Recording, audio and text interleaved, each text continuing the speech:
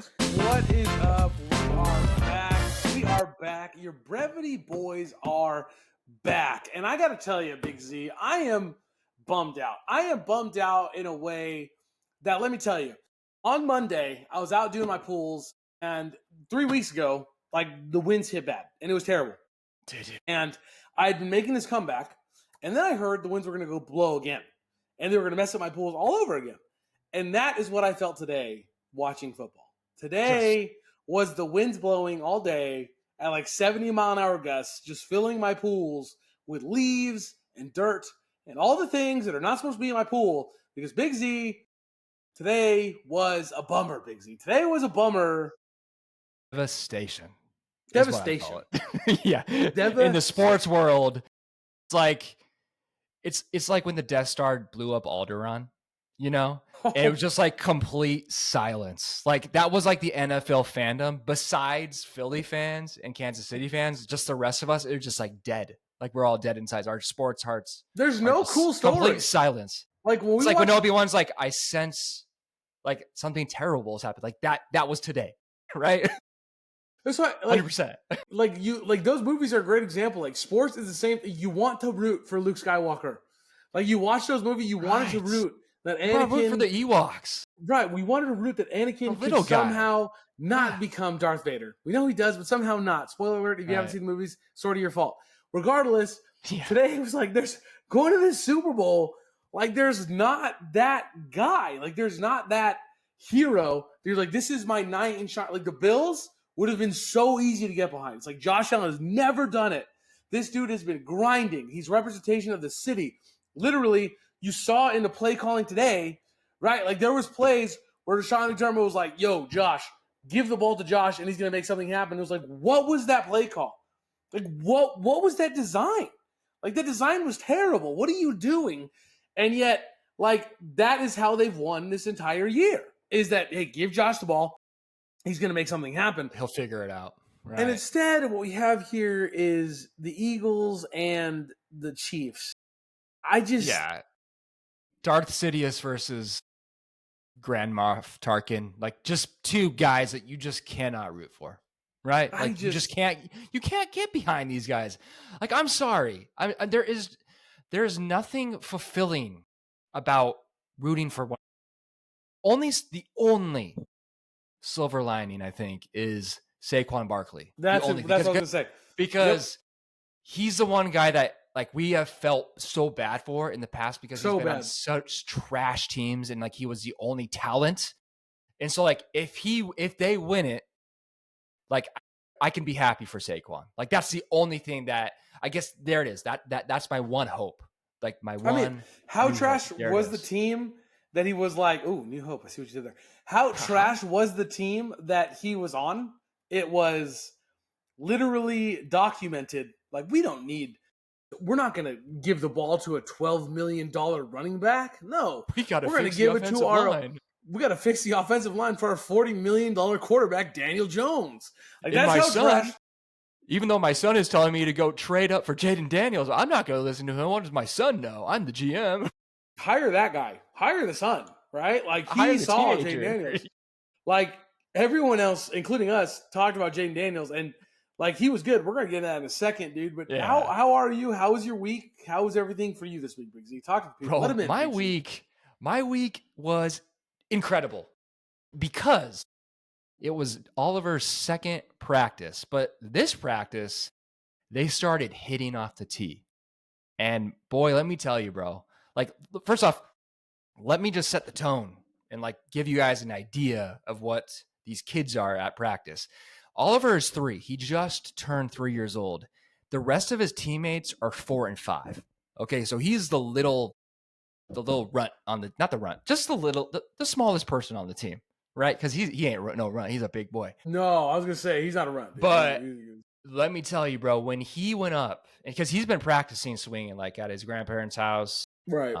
His grandpa's a coach, a varsity coach, all that stuff. So like he's been getting some really good teaching. And when he went up and swung, dude, the coach's eyes were just like, like they went wide open, and he just like He was like, "Oh my god!" Like he was so surprised and just like the best possible outcome. It was just like his reaction to it was just so great. And Oliver like does this. He hits it, smacks it, and then goes around home plate. And they're like, no, go first. And then he goes to first, and then he tries to go to third, and then he goes to second. But it was just like the highlight of my week is just watching him practice and be right on par with these other little kids. Yeah, I'm bragging about my kid. I'm biased. This is such a subjective take, but I don't care. I'm super proud of him. I didn't tell you though. Guess what team he got on? Did I tell you? No, what team did you get on? Bro, the Rockies. The Rockies. So, that's a little bummer, but he made me proud. I'll finish the story off. So they go in the huddle to break, do like the team break thing at the end, like 1, 2, 3, go Rockies. And I was like, hey, Ollie, like that was awesome at the end. And he's walking, he's like, I don't like that, Dad. I'm not a Rocky. I'm a Dodger. And I said, yes. Yeah. I am so like, I've never been more proud of you in what you just said in this moment right now. So that was awesome, bro. Like I'm raising this boy right. Yeah. You know what's funny is like I actually stay away from the Dodgers for that reason because I love the Dodgers and Jaden loves the Dodgers, but like so do parents. And I find it's like way less intense if you pick a random like team. Like we're the White Sox. Which by the way, if you're a Little League coach out there, pick one of the worst teams in the MLB because I'll tell you right now, I got 2 dry fits for $20. Off like this is not like a random site, like direct from MLB. I got 2 Southside jerseys, like sick. Nice dry fits for like $20 because they're trash. That's so cool. Nobody's buying White Sox gear. It's like, oh, sweet. Yeah, so you got White Sox, Marlins, Rockies are there. Yep. Yeah, I've been the White Sox. The way to go. I've been the White Sox, the Marlins, the Mariners. I mean, depending on the year, the Orioles, the Pirates. Like we've been. Yeah. I always pick one of the worst teams in MLB because you get their gear for free. It's like MLB is like, please somebody buy this. And sort of the pressure is off too. There's like parents out there. I'm an Angels fan. I'm not wearing any Dodgers gear. You're like, dude, come on. Like your kid's in Little League. Just relax. I'm gonna buy a Rockies hat. Oh, for sure. Yeah. Is it the City Connect or is it like the regular jersey? We haven't got the jerseys yet.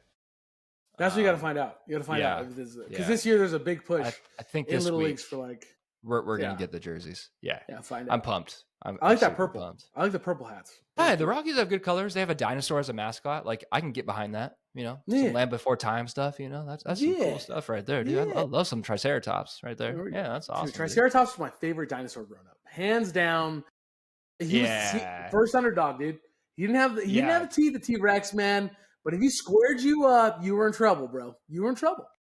I like the Bronchosaurus, the long neck guys, but Triceratops are some But long neck was like Littlefoot, right? So like, how could you hate on Littlefoot? Right, dude. We just introduced Oliver 2 weeks ago, and we watched the first Land Before Time, and he was obsessed with it. And I was like, I was saying, but did you also realize like how sad those movies are? Like, I remember going back and watching those with like my kiddos. Yeah. Well, did you watch Did you watch Dumbo? Do you remember how sad Dumbo is? I think it was so sad that we didn't watch it again. I think we watched it last night. We watched it last night, and it is the saddest movie. Like, it's like an hour long or something like that, and I'd say 55 minutes of it is just super depressing. Yeah, and then the Yeti learns how to fly, and then it's over, like for 5 minutes, and then it's done. I was like, "What? What is this?" The whole movie was like the Disneyland ride is like really fun and like uplifting, and like he's good. He found himself, but no, not that movie, bro. Like it took the whole movie, and then it was just But anyway, right. That's hilarious. How was your week, bro? Dude, I was better than Dumbo's week. I'll tell you that. So the wind hit, and that was exciting. That was super fun. Yeah. But yeah, it was good, man. I mean, I had to go back into the baseball fields quite a bit. Spring ball is upon us, so we're just trying to get everything ready. Yes. Trying to get everything going. So we're trying to use clay bricks. So like throughout a baseball field, I don't know if people know this, but like clay brick is what keeps people from like being able to dig in. So when you go to like a baseball park and like you stand in the batter's box and it's like 2 feet lower than the rest of like the dirt, it's because they didn't use any like clay bricks. So we're trying to undo that, right? Because every year at the fields, kids just like dig in, and it just gets really obnoxious by the end of the year. So we're trying to redo that. So I spent some time up there again dealing with the winds. They weren't nearly as bad this time. Fortunately. And then, just hanging out, man. Just had a good weekend with the family. We had some friends over on Friday night. I didn't see my buddy Matt in a long, long time. So good to see him. He got back from a trip. He went out to Europe. And I made the Ron Swanson joke, the 1776 joke. And he was like, dude, nice. I'm about to get on the plane. I'm like, hey, relax. I'm just kidding. So, yeah, it was good to see him. I saw some of Danielle, one of Danielle's friends last night. So that was a blast. Allison, she's super cool. But, yeah, dude. And then obviously it was going super well. And then today happened. And it was, look, I know we got a lot of hate, right? We got a lot of hate on YouTube. Let's jump into it. We got a lot of hate on YouTube, we did. on Twitter, everywhere we looked, we got hate it was because bad. We were riding hard for the Manders and the Bills. In fact, were. I posted a Dragon Ball Z meme. For those that don't know, Dragon Ball Z was formative in my childhood years. There's these two characters who are main characters, Goku and Vegeta. They are rivals. At first, they're mortal enemies, and as they grow, they grow they're best frenemies, right? So they have each other's backs. Yeah. And they grow families together. Vegeta goes from this, I just want to destroy planet Earth, he has a wife and kid, the whole 9 yards. And so I posted a picture of them standing together, powered up, just looking super cool. And I'm live, look at Jaden Daniels and Josh Allen ready to shock the world. That's how we started today. Didn't happen. Yeah, didn't happen. Let me just say, Big Z, I'm gonna start off right now. I look, Jaden Daniels would never admit this, and I think Dan Quinn has done. I think he's done a good job. I think if you're a Washington Commanders fan, you should be happy, right? The season you just had versus last year, we talked about it. You had as many losses as you did wins last year. Right. This was an exceptional turnaround. You did it, by the way. My tweet said it all. You picked, if you're not following us, Brevity Sports. That's our Twitter. I literally said, hey, congratulations. You found your franchise quarterback. That is arguably the hardest thing to do in NFL sports right now. And so, just keep riding, keep going. I really felt like the Commanders let him down, man. I really did. Yeah, there was just too many turnovers at just the worst moments. When you're driving down, you have a little momentum. And it came from Austin Eckler. That was the one that was really surprising to me. The rest of the guys, I just think as a team, they're a young team. They totally revamped that team after last year, right? They brought in the new coaching staff. Yeah. It was a complete rebuild. No one, well, besides us, no one thought that they were going to make the playoffs this year. And yet they did, but they did that with young talent. And so besides McLaurin, Bobby Wagner, and then also Austin Eckler, they're just young and inexperienced, and that showed today. But when Austin Eckler fumbled that ball, I was like, man, it's just not their day, But you're right. It wasn't inexcusable. And you can't let when your rookie quarterback is the one who's mistake free, that's when first off, that's awesome. But when everyone else is making mistakes and those are veterans and leaders on the team, you still have a little bit of work to do. And you're right there. You made the NFC Championship in a season where no one believed in you. So you are right there. You found, like you said, you've unlocked so much just by finding Jaden Daniels, but you just have to clean some things up on the back end. And again, but the silver lining in this is that they now have the experience. They went into Lincoln Financial Field on the road, a tough environment to play in front of those terrible Philadelphia fans. They were there 55-22. Whatever the score was, that was not actually what the game was. It was a lot closer through almost 3 quarters. And that's where it kind of imploded, right? And so if I'm the Commanders, hold your head high. If I'm a fan of the Commanders, hold your head high, man. You have a promising future in front of you. 100%, man. 100%. If you're the Commanders, you're literally a wide receiver. I know we gave De'Ami Brown some love, but we did. He's good. He's good, but you need to keep Terry McLaurin and you need to get another wide receiver, right? Yeah. De'Ami Brown, I think he's a very good complimentary wide receiver from what I was watching tonight. Maybe a number 2, maybe even a number 3, right? Yeah. But you need to go get another wide receiver, right? You need to get Jaden Daniels another weapon. I think Brian Robinson, if he's going as he goes in the offseason, he's got to work on his vision, right? And you always have to work on improving, right? That.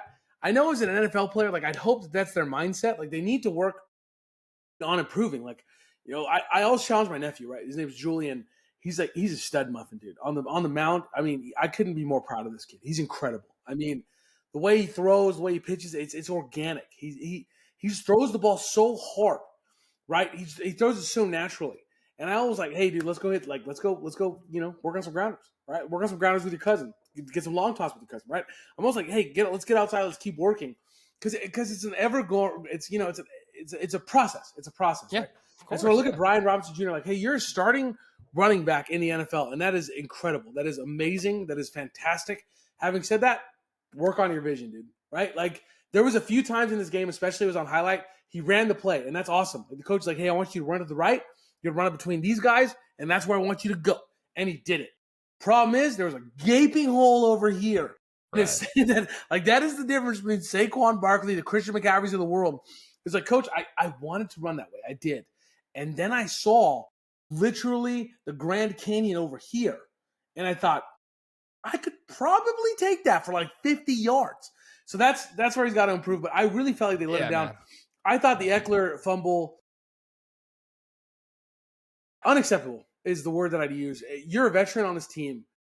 You've got to be part of the solution. You have to be. You cannot put the ball on the ground, because it just felt like they had I think they had 5 turnovers. Is that correct? Yeah. Like 5? Something like and that. So they survived like the first 3 or 4, whatever it was. And then when Eckler put the ball on the ground, I was like, that's it. It was done. It's done. Yeah. That's it. It's over. Game's done. They still had a chance. Like, on some planet, they still had a chance. The game's done. The other thing I would tell the Commanders, by the way, is I know he's older, but re-sign Zach Ertz. I know he's on a 1-year deal. Balled out. I know he probably wants to ride off in the sunset, depending on how he's feeling. You got to re-sign him. You need this guy. He was your Morse outside of Terry McLaurin. Your Morse. That was cool. Morse code. That was Morse code. He was your most consistent receiver in this game. And it was very apparent to me. He ran all the right routes. He did all the right things. Go re-sign that guy. Right. That's like if you're putting this baseball term, it's like almost like a Clayton Kershaw for the Dodgers. Right? Is he your best pitcher anymore? No. Is he the most gifted pitcher anymore? No. Do you want him around to be a leader, to lead these young guys, and to just give you that consistent performance? Yes. Go get that guy. Zach Ertz is a big part of the solution on this team. I really liked it. And if you're the Washington Commanders, you have nothing to hang your head about. Moving over to the Eagles, obviously, we got to talk about it. They did win. Saquon Barkley is so good at football. He is. Yeah, he is. He is. I sent a text today. I think he should be considered as one of the greatest of all time. And I think if he wins the Super Bowl, I think that will be cemented, because I don't think any of us really were able to appreciate how good he was with the Giants. No. You know what I mean? No. The things he did with the Giants, we already knew he was one of the best running backs in the league. Yep. Like, we knew that, right? The same way that we knew Christian McCaffrey was one of the best running backs in the league for a very bad Panthers team. And then he went over to the Niners and he cemented that legacy. He's like, look, I am really this good. I can dominate the league. I think it's the same exact thing now that we're seeing for Saquon Barkley, where all of a sudden now it's like, it's no longer just what could he be. This is what is, right? Like, he is that good. And when you have a line that's going to protect him, look, I wasn't even mad when A.J. Brown scored that touchdown. I thought, good. You have to be one-on-one. To beat this team, you got to be one-on-one so you can stop Saquon Barkley. Like, I wasn't even mad at the Commanders, right? Like, Saquon Barkley, Big Z, he's just that good. Is that I just don't know why the Commanders just didn't stack the box against them. Like, I think, like Jalen Hurts made a few good throws, but I wanted to make him throw the ball 50 times. Like, I would have put 8 guys in that box, and like Saquon, he'd get probably 100 yards. I don't think he scores 2 touchdowns or 3 touchdowns or whatever it is, right? Like, I wanted to see them make Jalen Hurts beat them, and they did not do that. And I think that was their downfall in defense, at least. And again, like we posted about it, like it during the week, like it's so simple. It may just work. Like, stack the box, put it in Jalen Hurts' hands, and see what happens. And if you lose that way, then it is what it is. But Saquon, man, like he's a beast. He's been their best player all year. This was the free agent pickup of the offseason. John Mara, on the Giants owner, must be kicking himself. Like, this is the one thing he did not want to happen. He said this verbatim: do not let Saquon Barkley go to the Giants. Do not let him. And I was texting you guys this today. Like, he's an owner that doesn't really get involved in the on-field stuff, right? And the personnel, he should have He should have said, like, no, I'll pay the 12 or the 14 million. You got to keep Saquon Barkley. He's our best player. He's our most popular player, and he does so much for us. Let's build around this guy instead of Daniel Jones. Like anyone is smart enough to know that Daniel Jones is not the franchise guy, right? And so yeah, 100%. he should be in conversation of all-time greats, right? I don't know right now if he's the all-time great, but what you said is like he should be up there as one of the all-time greats. Like it for sure. What he's done, you cannot tell me, you can't be honest with yourself and say, Saquon, yeah, well, the Eagles are so good, so talented. Without Saquon Barkley, this team is 10 wins, 11 wins at best. I don't think they make it to the Super Bowl. I really don't think so. I truly believe that in my heart. And we'll see. We'll see what happens in 2 weeks, but he is just that good. 100%, like so good. There's no question in my mind that they don't make it without Saquon Barkley. There's no doubt in my mind. Like, A.J. Brown is fine. They had him last year, and they were ousted. They had Devontae Smith last year, and they were ousted. They had Goddard, and they were ousted. Right? Like, the only thing that changed on this team is Saquon Barkley. Right? For anybody thinking, like, well, look at what A.J. Brown does. Saquon Barkley opens up everything else. You cannot double cover A.J. Brown, which is how everyone shut him down last year in the playoffs, by the way, when they lost to the Giants. Like, that's how they did it. Like, they didn't have Saquon. I think they lost the Giants, right? Bucks. It was the Giants. Bucks. I'm sorry. Bucks. That's how they did it, right? They didn't have to worry about that run game nearly as much as they do with Saquon Barkley. He's an absolute weapon. Good for him. Good on him. I really felt like the Commanders let Jaden Daniels down, and he would never say that. He would never say that, but I thought, in my heart of hearts, I thought Jaden Daniels played plenty well to win this game. That's what I thought. I thought that Jaden Daniels played extremely well, and his one turnover was not on him, right? That was like at the end of the game where I was like, dude, I got to do something. He put it up, and honestly, again, I've talked about it before on this podcast. This is consistent. This is not a new take. This is not something bold. When you're number one receiver and your quarterback puts up a 50-50 ball, you have one job, and it's to make sure it's not intercepted. Like, if you don't catch it, that's fine, but neither can he. And when he intercepted that ball, I was like, McLaurin, what are you doing? That's on you. Your quarterback looked and said, you're one-on-one. I'm giving you a shot. No one comes down with that ball, or you come down with that ball. Those are the only two options. I was upset with that. But again, I mean, look no further, right? We all talk about Jalen Hurts, right? 16 yards rushing, 246 yards passing with a touchdown.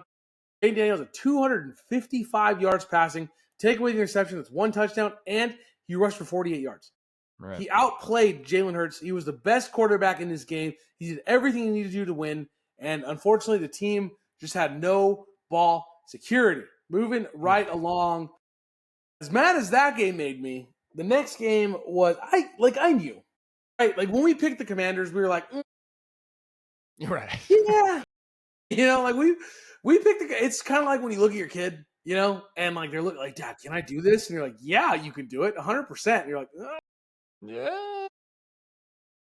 Dad, so yeah, we can do it, buddy. Like, you know, when the first time Oliver steps in the box against like a pitcher, like a real pitcher, you're gonna be like, like, Dad, I got this. You're like, yeah, you do. You for sure got this. You got this, buddy. You're gonna be good.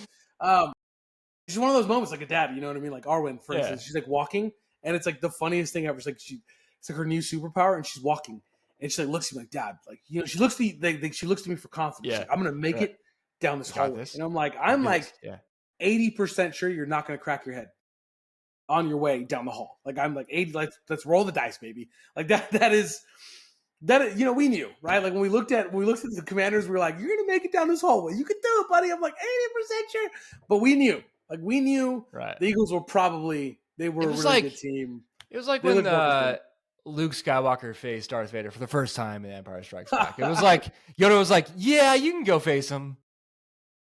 You may win, but you're probably gonna lose. But go ahead, bud, because you know he wanted to go face that guy. Yeah, and he ended up getting his hand chopped off. But hey, but in his defense, anyone who's like be fighting someone like, by the way, I'm your dad. Like that would be rough, right? Well, he got his hand chopped off, and then he was. Oh, and then it's true. Yes. I mean, he got his butt kicked, and then told him, "I'm your literal father." Then told him, adding that's next level insult to injury, next level evil. That's next level. It's like Tom Brady on the call. I don't know if you listened to it, but when Eckler fumbled, just like Tom Brady's like, this has been a consistent problem for him. He's got small hands. Like, dang, Tom, like the dude just ended his season right on man. the worst possible note. And Tom The Brady's GOAT like, is just like, I'm better Andy, than you. I'm better than he's all like, these guys. you got little hands, so that's what it is. I'm gonna throw insults, darts. Golly. Moving right along, Eckler somewhere just weeping in his closet. The Bills and the Chiefs. I was weeping tonight after watching the Bills and Chiefs game. My gosh, bro. I could not enjoy my dinner after that. No way. There were so many moments where you thought the Bills did it. They got this game. And it just never happened, right? They start losing, and then they take the lead back for a second. You're like, oh, they're competing. They're doing it. They're taking the lead back. They did it. And then they lose the lead. And you're like, oh, boy. And then they come back and tie it up. You're like, oh, this is it. This is the moment. They're going to do it. And then they stop them. And then they get the ball back. And I'm like, yes, you have the chance. There's 3 minutes left. It just didn't. It didn't pan out. I think tonight, here's the problem, is I think tonight you finally saw, and I'm not going to say that, like, they've lost with Stephon Diggs, right? They lost multiple years. I think tonight, though, you finally saw the issue with not having weapons at wide receiver, right? Like, their best wide receiver was Matt Collins, right? And, like, he did great. He did fine. It's like the Broncos. Right. Against the Bills. Exactly. It was you can get to the playoffs, but then you got to have the stud. You got to have the stud. You said it on that podcast. You said on it, like, Sutton is not – he's not even a number – he's a number 2 receiver. Yeah. Like, he's not a number 1 wide receiver. And to me, what I saw tonight, maybe Coleman grows into it, but they don't have a number 1 wide receiver. They don't have that main weapon, and I think it killed them. Their best weapon was James Cook, and for whatever reason, he carried the ball only 13 times.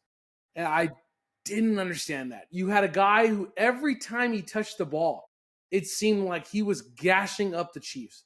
It seemed like he was doing something really good, like going up the side. At one point, like stiff armed some dude. It was like, boom, like I'm Derrick Henry.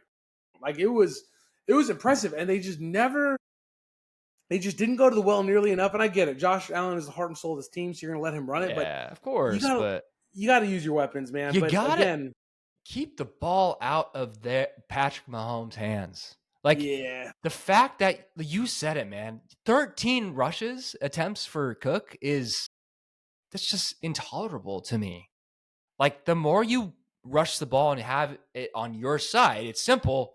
That's less time for Patrick Mahomes and the Chiefs to have the ball. Like, it's just the reason why time of possession isn't a stat in the NFL. It's exactly for this reason. It's because how much can you keep control of the ball and keep it out of the opponent's hands? Because especially when you're playing one of the greatest quarterbacks of all time, like Patrick Mahomes, you can't just give him extra opportunities to score the ball. And the Chiefs scored so many points because they were given the opportunities because the Bills were scoring pretty effectively, but it was quick drives. It's bang, bang, bang, score, give it back to the Chiefs. They matched it, right? Instead of just running it down their throats, keeping the ball out of Patrick Mahomes' hands, and controlling the game on offense and on defense. And give your defense, they would have also given their defense some breathing time, right? Yeah. And so I think that's number one. That was terrible, a terrible game plan on the Bills side. And then, man, I can't get over this. I don't want to be one of these conspiracy theory guys, but how do you not measure on that 4th down? How do you not bring out the chains and measure where the ball is on the spot? Why do you go to replay? Because the replay, depending on the angle you're looking at it at, like that's inconclusive evidence as to if you're trying to confirm or reverse a call. I don't know why they didn't bring the chains out. And to me, in all the other angles, like he looked like he got the 1st down, and that really changed the tide of the game. It really did to me. And I would love to see an explanation as to why they didn't go out and actually bring the chains out and measure that ball and where it was. And the worst part was it wasn't confirmed. Literally, the call on the field stood, which means they reverted back to what was called on the field. And they never measured it, and he clearly got further than at least the mark. He was much closer to the line than the mark. Anyone who would argue that is a blind Chiefs fan. Like, I hate to be that guy, but if you're arguing the fact that it wasn't close, like you're biased. You're not being unbiased. I get it. I'm a Rams fan. I would make every excuse for why we lost 100%. But you're doing the same thing, right? Like he was much closer to that line, and I think that was a turning point. I think there was a roughing. He scored. There was a passing interference call. There was a call against Travis Kelce. Travis Kelce clearly a flop. I mean, there was several calls this game. Also taunted. Right. He never gets called. Well, it's because he's with Taylor Swift, so he's untouchable. That's right. I'm going to be rooting. We're going to talk about it next week, but I'm so rooting against the Chiefs. I mean, dude, it's to the point now where I used to listen to their I used to listen to Kelsey podcast. You know that. I have unfollowed their podcast. I have no desire to listen to anything that is coming from either of those dudes. Yeah, it's Your like heads, bro. Him Both and of them Kelce, are just like, him and his brother have just completely bought their own hype. It's annoying. It was fun and it was cool at the start. I remember literally there was an episode even 6 months ago, where maybe a year ago, where the older Jason was talking about oh, so cool. We got sponsored by like Dippin' Dots or something like that, and they're talking about how cool it was to get them in the offensive line room, and it was like, oh man, it's so cool. Now they're just constantly just shoved in our face. Look at him drive this little Eagles helmet around. Look at it. I'm like, I don't care. I don't care. He's never been this important. Why all of a sudden? Why do I know that his wife's name is Kylie? I don't need to know that. I don't even know. And has her own podcast. I don't need to know that Patrick Mahomes. I don't know Patrick Mahomes' wife's name. I don't know. I know Patrick Mahomes is a quarterback. That's all I want to know.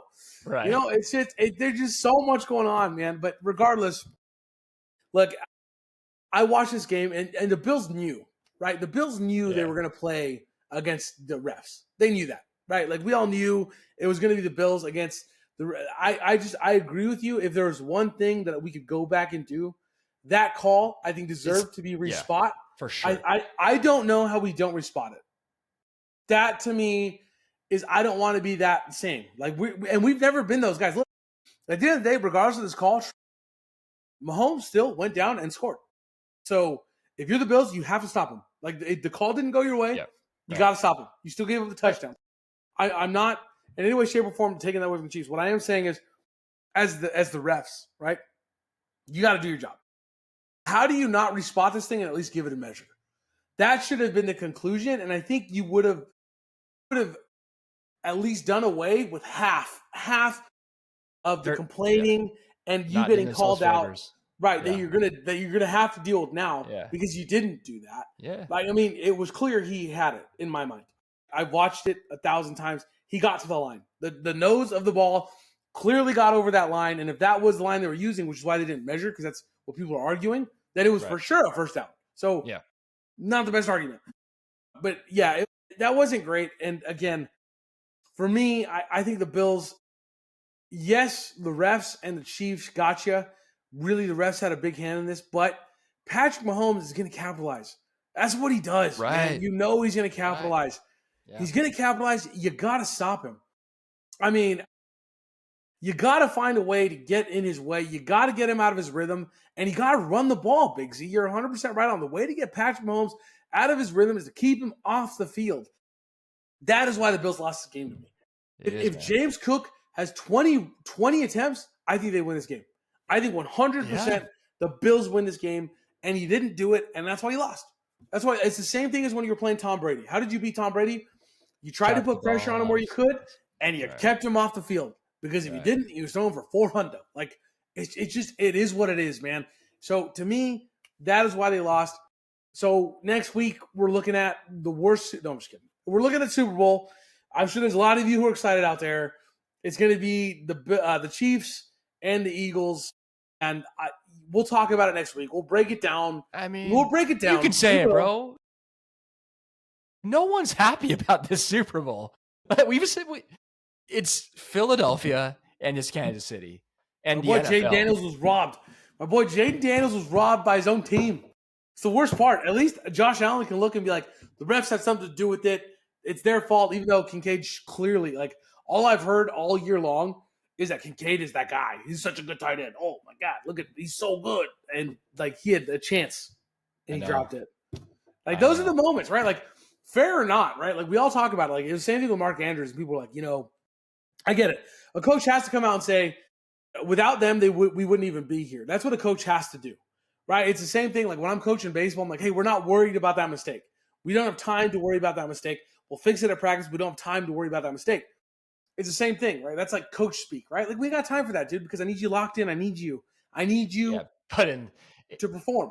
In that moment, right? Like that's the moment you got to perform, because all the mistakes in practice in the prior game doesn't matter. They're fine. You got them here. Like you're a piece of that pie, right?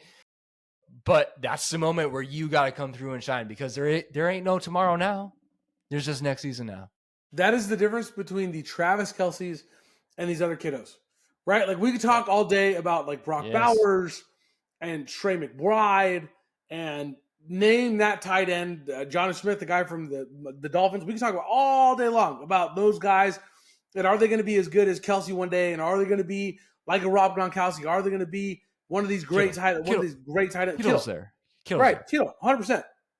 100% Kittle's there. Because Kittle does it in the big moments. Right? Kittle is not the reason the Niners are not in the playoffs. You watch any game that Kittle played, he's one of the only reasons they had wins. The way that team was rolling. So again, in the big moments, what do you do? That's what defines you. Right or wrong, that's how it is in sports. Right. You can't win the big games. It's unfortunate, man. It's unfortunate. So we're going to find out if Jalen Hurts can win the big game. We'll break that down for you next week. We are excited, but again, Commanders play the Eagles. Jaden Daniels let down by his team. Saquon Barkley rolls. The Eagles get the W. Bills go to the Chiefs. The referees don't want to measure. The Chiefs get the W. We will break down the Super Bowl next week for y'all with all of our Star Wars and other references. We promise they will be here. That's right. Moving right along. Congratulations to Ohio State, the national champion football. Great job. This is for you. You did it. You climbed the mountain. You did it. You got it. I just want to say I would like to formally blame Shane Gillis. He was on Joe Rogan's podcast. No again. Faith. I did no faith, dude. No, with how much hesitation it took for you to take a bet with money that you have, right? Like, Shane Gillis is like selling out every show he does. He's hilarious. He's one of my favorite comedians. He's absolutely the best. And for him to hesitate that way over like a couple $100, dude, like it's a bet that I would make, man. And you're Shane Gillis and you're hesitating over a couple $100. Like, come on, man. They had no chance. It was already out in the universe, dude. It was out in the stratosphere that they were going down. And if you're a Notre Dame fan, you're looking at somebody blame Shane Gillis. I mean, they made it close though. At the end, yeah, they did. I was so sorry. I turned it off.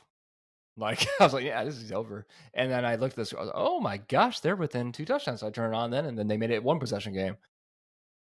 But yeah, congrats to Ohio State. I just want to ask Ohio State fans, what's more important to you guys? Is it beating Michigan or is it winning the national championship? Because y'all were ready to just size your coach, Ryan Day. Like I haven't heard of anyone like apologizing to him yet. And I think it's like shameful because like you put this guy through the ringer for like the last 3 years about when he loses to Michigan. And when he lost this year to an unranked Michigan, y'all were ready just like to throw him to the fire. Hire him now. Like, don't even let him play in the Big Ten or coach the Big Ten championship game. It doesn't matter. Our season's over. This dude won the national championship for you, and that's been a long time. And I haven't really heard like a formal apology from Ohio State fans. So, is beating Michigan more important than getting a national championship? I don't know. I just have a question. Like, I hope someone answers me because I'm just generally just really curious about like what your fandom lies on that particular question. I think it'd be really dumb to have that. I get it's a big rivalry. Like I get that. I get the rivalry. Dude, like that guy.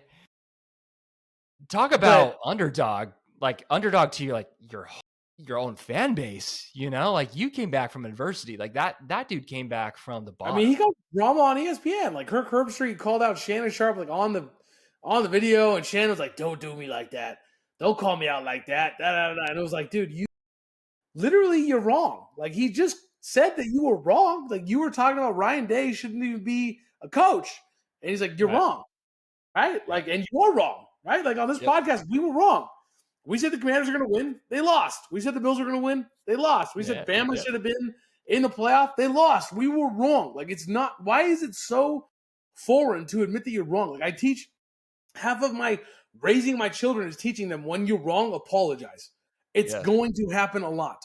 Like you're gonna be wrong a ton. Like it's part of life, man. Like why is it this big issue? And Ohio State fans, you were wrong. You were all wrong about Ryan Day. You all thought your season was done. You were wrong. When it mattered, when the chips were down, he did the opposite of what Kincaid did. He converted. He did it. Like you were wrong, right? He was the opposite of Mark Andrews. The chips were down. Everything was stacked against him. Shannon Sharp was convinced he shouldn't even be a coach at any level, probably not even high school at that point, with half of ESPN, and you were wrong. Okay, like it doesn't make you a bad analyst, doesn't make you any less of an incredible career, but you were wrong about this. And that's okay. Ohio State fans, you were wrong. It's okay. It's okay. If half the world was willing to admit that when they were wrong, it would just be such a better world. Right? Like none of us ever want to admit we're wrong. Like I'm wrong all the time, man. Oh yeah, man. All the time. A lot. But that's not about here now. Not about Jane Daniels. I was right about that. We were right about that. And CJ Stroud. Let down by his team. Yeah, CJ Stroud, we're not wrong about either. He's come back next year better. And we're not wrong about Anthony Richardson. But yeah, it's all right. We got a list of things we're right about too. We got a list. Anthony we keep receipts of both. Sure, of both. But we admit when we're wrong. Caleb Williams going to the Super Bowl, isn't he? I'm pretty sure we ever told us Caleb Williams going to the Super Bowl. Pretty sure we were wrong. Wait. Let me check my notes. Hold on. Let me check my notes. Okay, yeah, no, I it's weird. I don't see Caleb Williams. I'm looking at these two rosters. You got a typewriter? Yeah, I got a typewriter. I just type wrote, and I got, I'm looking. Wait, let me check more. That was weird. I got nothing, man. I'm looking through all these lists. I think the Kansas City quarterback is Patrick Mahomes. The Eagles, some guy named Jalen Hurts. Maybe he's a running back. I don't know. It's weird because I thought for sure we were jerks. And that Caleb Williams was like the second coming. Like, I don't know. That's what they said. Weird. That's weird. It's weird that we were right about that. Weird, man. So weird. Just two nobodies. So weird. Two nobodies and Shane Gillis not believing in his team. The power rankings for the MLB came out recently. Listen, the MLB is just a month away. So we got to get into it. Listen, if you don't know on this podcast, we love us some MLB. We love us some hockey as hockey starts to heat up, right? Because hockey, right now, let's be honest. I'm even watching the Kings. Everybody wants to win. Don't get me wrong. Everybody wants to win. Nowhere near the intensity we'll see at the end of the season. No. So we're going to find out. We're at the moment right now in hockey where we're really going to start. We are just now going to start seeing who these teams are. Because the teams that are in the playoffs are going to make that push. They're going to try to sign some guys. They're going to try to do what they got to do. Teams who are out are going to try to unload, try to get ready for next year. So right now we're going to find out what these teams are. So we're going to start talking about some hockey. We're going to start talking some MLB leading. So jumping right in, dude. All right, jumping right in. The MLB player power rankings for next year at number 5. We're going from top. We're going from bottom to top. Okay. Build a little suspense. All right. We got the Bravos, the Braves. Right? They lost Fried.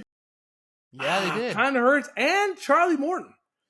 So it looks a little bit thinner, but Charlie was a little bit older. I think Fried hurts. Fried really hurts. Getting Acuna back though, that's huge. That was huge. I think he's been gone a couple postseasons. That really hurts you. Like when you talk about star power, that's their star. He is the guy for that team. So if he's healthy, ready to go, I think that's a perfect spot for them. They'll figure out their pitching. They're a good developmental team. I agree. The Mets, they signed their $700 million man. They also added Frankie Montas and Clay Holmes. So they are the number 4 team. They made some moves. Like that. That's fair. I like it. I do like it. They were, last 4 standing last year. Juan Soto, you can't hate that. I mean, it's a long contract. I could maybe hate on the length of the contract, but in the now, like, that's a good team. You got Frankie Lindor coming back to life, Juan Soto. Yeah. Shoring up that pitching staff. They're going to be a good team. They're going to be in the mix for sure. I think the hardest thing for me about Soto is that the Mets fans, if you're a Mets fan listening to this, and this is not even me taking a shot at Juan Soto, I just want you to hear me because the Padre fans didn't, and they were really mad at him. He is not the guy that's going to hit you 50 home runs a year.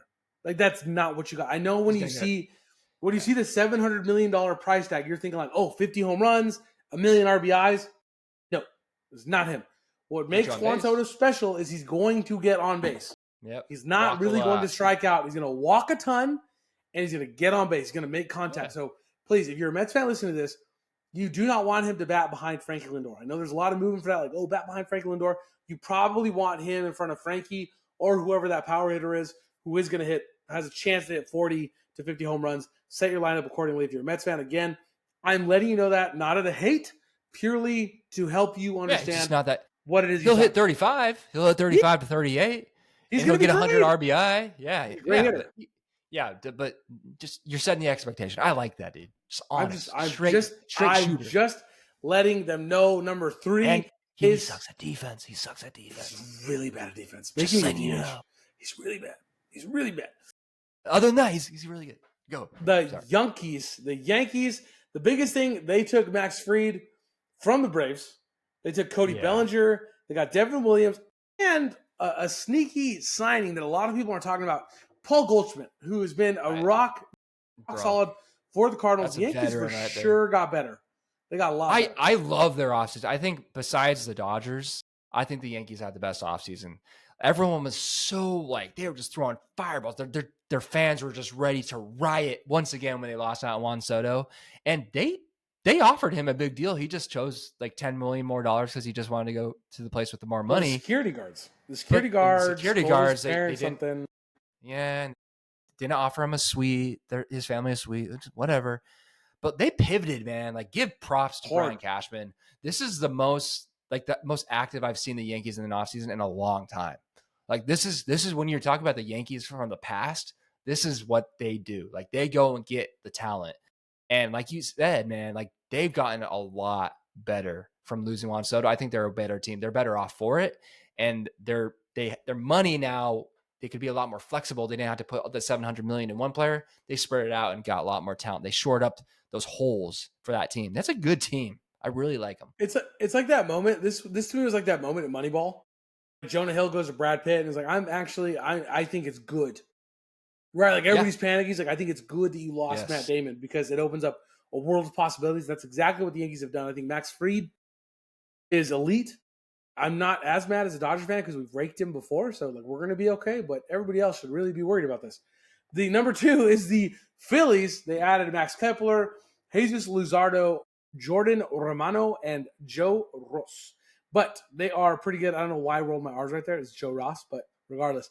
The Phillies are the radar signings. Yeah. They're under the radar, but we talked about it last time. Them and the Sixers are sort of the same team, right? Every year we come in and the Sixers are supposed to be really good, and the Phillies are supposed to be really good, and they both make the playoffs, and they fall apart. So could this be the year, Big Z, that they finally make the push?